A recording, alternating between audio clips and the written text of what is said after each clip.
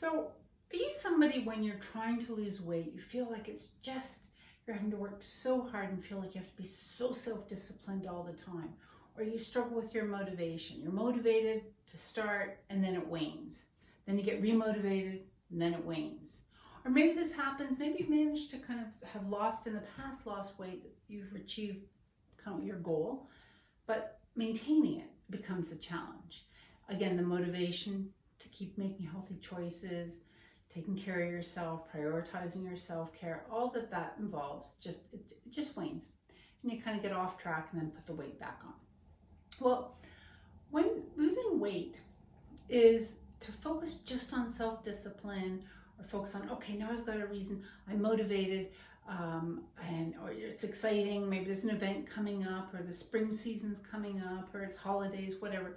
Like, that can work in the short term, but it's not a sustainable way of maintaining your focus and making the choices that you need to keep making in order to lose your weight. But also you want to keep, ideally, continue to eat well, continue to take care of yourself, just to maintain. So in order to be able to do that, it cannot feel like a struggle. If you're feeling deprived, if it's feeling like a struggle, if it's requiring a lot of self-discipline, that takes energy.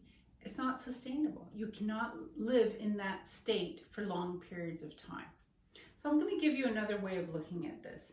To rise above discipline, the motivation, that type of thing. So I'm going to focus on, in a minute I'll share with you one of my key principles that is a necessity to losing weight. In fact, it's a necessity to achieving anything in life.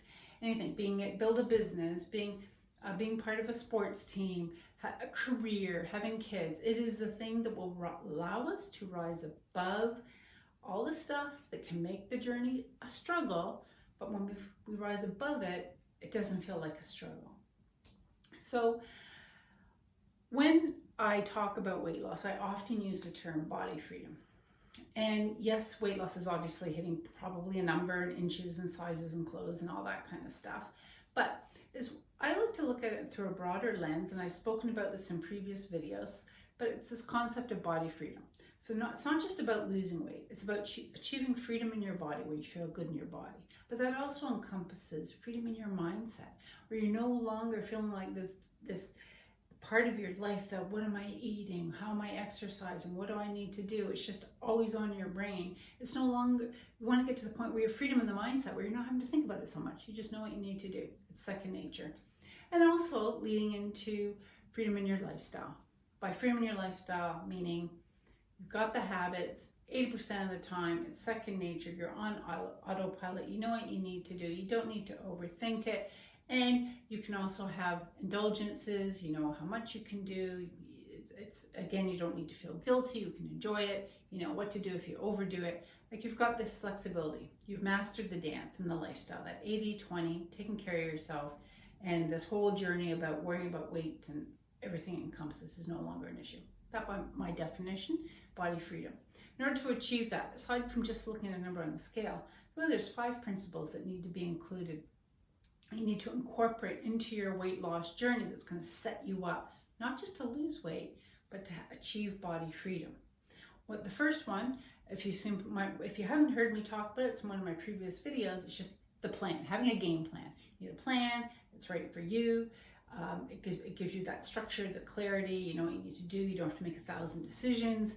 And you know how to tweak it because you've got a plan if things aren't working quite right. So that's what I do with people. I have a plan for them. So that's number 1. Now that plan, basically that's really incorporating, I'll say more, kind of the cognitive part of the brain, the thinking part of the brain. It's the structure, it's the logistical part of a weight loss journey. But the other part of it is the mental emotional side, which is huge. And this leads us to principle number 2. And this is the thing that one needs to focus on to rise above this feeling like you need to be disciplined and have high motivation all the time. And this principle number 2 is having a powerful why. And because when you have a powerful why, that's what's going to allow you to rise above the discipline. Oh, you know, the discipline is, I won't eat this, I'll eat that. The devil, the angel on each shoulder going, yes, no, should I, shouldn't I? That's that, okay, I'll do it. And if you happen to have lots of energy and you're focused, maybe you can do it, but other days you won't. Motivation, starting with high motivation, but then, it dwindles. Well, having a powerful why is what's going to allow you to rise above all of that. So you focus on developing your why, staying connected with your why, and then everything you're doing has a purpose to it. When it's a powerful why. So there's often Chris Helmsworth, he's the actor who's in the movie, did Thor, and he was in a documentary recently. It actually has to do with healthy aging. But he had a great quote when I was listening to him talk about it, and he was saying that often in his past, he would use fear as his motivator, the fear of failure, the fear of letting people down, all that. And goes, so that served a purpose, that, made him a high achiever. But he said it's not a fun place to come from, and it can be quite exhausting at times. So his quote was, now he's incorporating there is a place for the fear for the push of the fear, but he's using also the pull of the purpose. So your why is the pull. You may have the push, maybe it's that one picture, it's that something that got your attention, like, that's it, I got to deal with this. It's not so much fear related, maybe more just cold pain, be uncomfortable, whatever it is. That's maybe your push. But the pull towards your why, that's what's going to keep you going. That's what's going to ride you through the ups and downs and temptations and bad days and good days and cravings and desire for stress eating and holidays and all that. It's what's going to allow you to rise above that. It's also what's going to sustain you to keep living a healthy lifestyle when you're maintaining. By healthy lifestyle, I don't mean you've got to be deprived, and it won't feel like you're being deprived if it's associated with a powerful why. But 80% of the time, you're just naturally making good choices, and you want to. It doesn't require discipline. It doesn't require a high level of motivation because you have your why. There's a great book, The Meaning of Life, and it's by Viktor Frankl, a very famous book. He's a psychiatrist. He wrote it as a survivor of Holocaust. And in this, one of the statements he makes, that I think he's actually quoting from another philosopher, if I remember correctly, and it says, he who has a why to live for can bear almost any how. So, not that you want to feel like your weight loss journey is you're bearing any how. It shouldn't be that horrible. Hopefully ideally you're feeling good and lots of energy and whatnot, but let's face it, it can be hard at times. There can be challenges. It can be boring even. But when you've got that why, it's going to allow you to rise above all of this distraction and temptations and all those things that can pull you off track. I like to think of the analogy, your why is like the lighthouse. It's keeping you focused. And at times you may stray, but when it's a strong lighthouse, very quickly you get back on track. So the why is what will allow you to make those decisions. When you have temptations, you can look at those things on the platter at the party, and rather than going yes, no, well, inner negotiations, well, if I do that, I won't do this tomorrow, and you realize how much mental chatter that's taking up in your brain. It's just looking at that going, yeah, I could, but you know what? My why is whatever it is for you, and that is way more fulfilling than the few minutes of pleasure I'm going to get from that food. So the question is figuring out what your why is. I'll give you a couple of quick tips here. Number one, go through your values. What's important to you? What's important to you in your life? Is it, make a kind of a list, family, kids, career, sporting events, whatever, anything like that. List them all. And then look at, okay, how is me losing weight? How is me maintaining my weight?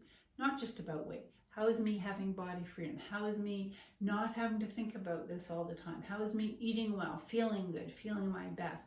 How is that supporting what's important to you? When you connect it with your values, then that will be very, very powerful. The other way of doing it is just to look, when you first start listening, well, why do I want to lose weight? And you're going to have your first reason. Great, that's fine. It's true. It's very true for you. But odds are you need to go deeper. So, okay, well, why is that reason important to me? Think about that. Okay, and what is it about that second deeper level that's important to me? And keep going. And when you get to that real value-driven, heart-centered reason, then you'll feel it. First of all, you'll feel it. Oh yeah, that's powerful. There's no way I want to not experience that in my life or fall short of my goal, because this reason is way too important to me and to those around me that I love. So go through those things. Don't worry about what's the motivation, discipline, all that stuff. Take it, rise above that. Focus on your why. And this is one of the things that I do with people all the time in my coaching, is we're working through we have the plan, and then we focus on the why to really help them, because that's ultimately what's going to help them keep the weight off. They've got their mindset in a very powerful place. So tune in for more videos. I'm going to be going through the rest of my principles to help you achieve body freedom.